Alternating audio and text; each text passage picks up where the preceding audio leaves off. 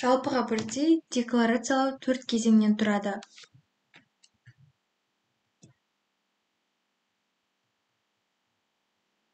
Екі мың жиырма төртінші жылы кімдер міндетті декларацияны тапсыруы керек?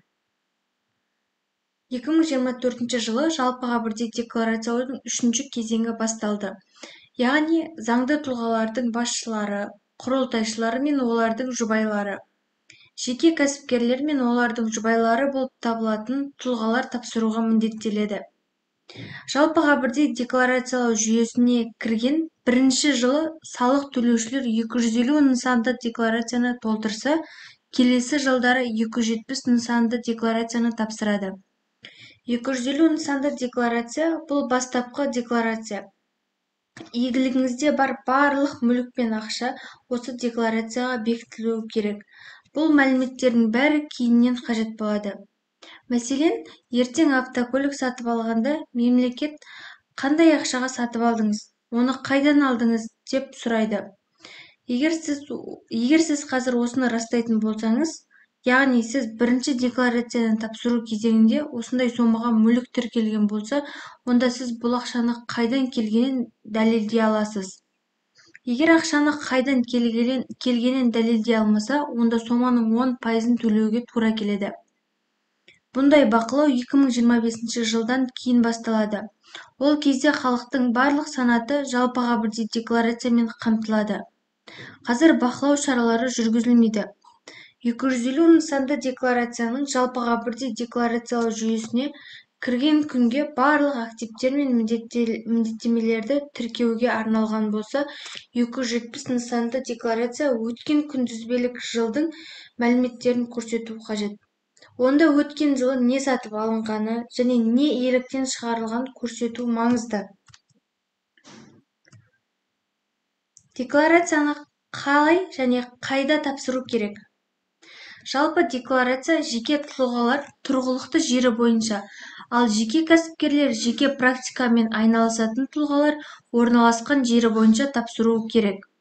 Қағаз түрінде болғанда, биылғы 1 қаңтардан бастап және 15 шілдеден кешіктірмей декларацияны ұсыну керек. Ол кезде жеке тұлға не оның өкілі қол қояды. Келу тәртібімен не почта арқылы немесе өзге байланыс ұйымымен хабардар ете отырып, тапсырыс хатпен. Электрон нысанды тапсырған жағдайда биылғы 1 қаңтардан бастап және 15 қыркүйектен кешіктірмей ұсыну керек. Декларацияны тапсырудың бірнеше жолы бар. Декларацияны мемлекеттік кірістер комитетінің веб-орталығындағы салық төлеуші кабинеті арқылы, сондай-ақ электронды үкімет портал және е-салық, азамат, егоп мобайлды, халық мобайлды қосымшалары арқылы электронды түрде тапсыруға мүмкіндік бар. Қағаз түрінде тапсырғыңыз келсе, мемлекеттік кірістер органдарына бару керек. Декларацияны тапсырған кезде қай жылмен кезеңді көрсетуі керек? Декларацияны 2024 жылы 1 қаңтардан бастап тапсыруға міндетті адамдар, онда 2023 жылғы 31 желтоқсандағы жағдай бойынша барлық мәліметтерді көрсетуі керек. Яғни, онда осы күнге дейінгі алынған мүлік пен міндеттемелер кіріс декларациясында жариялануы керек. Декларацияны қате толтырған жағдайда не істеу керек? Декларация қате толтырылған жағдайда, егер декларацияның беру мерзімі әлі аяқталмаған болса, декларацияны қайтарып алуға және оны дұрыс толтыра отырып, жаңасын беруге болады. Немесе екінші нұсқа бар. Дұрыс ақпаратты көрсететін қосымша декларацияны тапсырыңыз. Егер сіз кіру декларациясын тапсырып, онда қандай да бір мүлікті көрсетуді ұмытып кетсеңіз, қосымша декларацияны тапсыруға мүмкіндік бар. Келесі 3 жыл ішінде өзгерістер енгізілуге жол беріледі. Салық кодексінің 48 бабының 2 тармағына сәйкес талап қою мерзімі бойынша жеке тұлғалар осы өзгерістер мен толықтыруларға жататын салық кезеңі үшін бұрын ұсынылған салық есептілігіне өзгерістер мен толықтырулар енгізуге құқылы.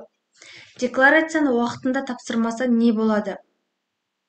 Декларация ұсынбаған үшін әкімшілік жауапкершілік қарастырылған. Бірінші рет ескерту беріледі, ал екінші рет 15 АЕК толық емес мәліметтерді көрсеткені үшін 3 АЕК мөлшерінде айыппұл арқалайды. Сонымен қатар, жеке тұлғалар салық объектілерін жасырғаны үшін төленбеген салық сомасының 200% мөлшерінде, ал егер мұндай заң бұзушылық қайталанса, 300% мөлшерінде айыппұл төлеу арқылы өз ақшасынан айырылуы мүмкін.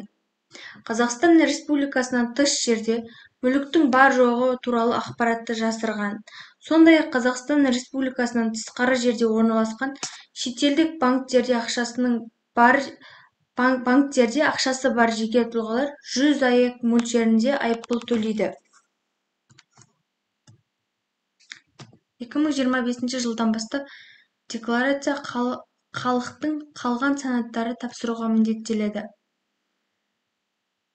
Нақтырақ айта кететін болсақ, біріншіден, кәмелетке толмаған тұлғалар республикасының азаматтары, қандастары, тұруға ықтияры бар адамдар, Қазақстан Республикасының резиденті болып табылатын шетелдіктер немесе азаматтығы жоқ адамдар. Екіншіден, декларацияны тапсырған жылдың алдындағы жылдың 31 желтоқсандағы жағдай бойынша құқықтары және мәлімелері Қазақстан Республикасының аумағында мемлекеттік немесе өзге де тіркеуге жататын мүліктері және Қазақстан Республикасының аумағындағы тұрғын үй құрылысына қатысу үлесі бар бейрезидент болып табылатын шетелдіктер немесе азаматтығы жоқ адамдар.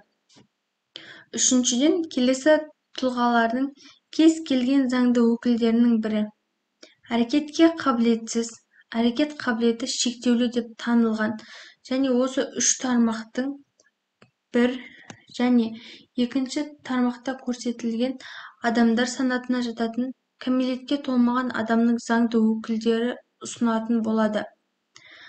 Алдыңғы жылы 31 желтоқсандағы жағдай бойынша 18 жасқа толмаған адамдар төмендегілердің біреуі болған кезде декларацияны заңды өкілдері ұсынатын болады.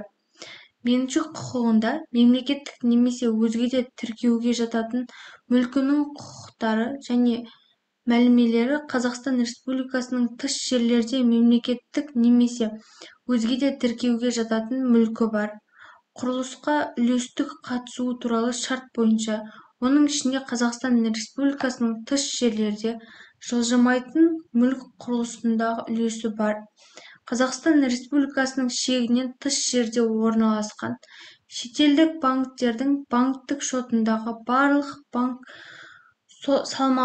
салымдары бойынша республикалық бюджет туралы заңды белгіленген және декларация тапсырған жылдың алдыңғы жылдың 31 желтоқсанында қолданылатын айлық есептік көрсеткіштің 1000 еселенген мөлшерінен асатын жиынтық ақша сомасы бар, шарт немесе міндеттеменің немесе талаптың туындауына негіз болып табылатын нотариат куәландырылған өзге де құжат болған кезде, басқа да тұлғалардың осы тұлға алдындағы берешегі сомасының және осы тұлғаның басқа тұлғалар алдындағы берешегі сомасы бар болып табылатын жеке тұлғалар ұсынылады. Назарларыңызға рахмет.